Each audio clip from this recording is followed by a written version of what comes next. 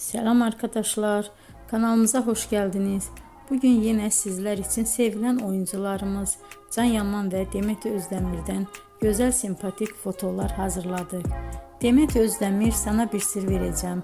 Kurt Seyit Şura, Çilek Kokusu, Erkenci Kuş dizisinde rol almış. Herkes tarafından çok beğenilmişti.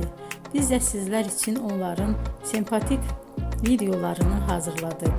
Bu muhteşem videoların devam etmesini istiyorsanız bol bol yorum yazıp ve bildirimi her zaman açık bırakın ki videolarımız ilk önce siz görün. Hoşça kalın arkadaşlar.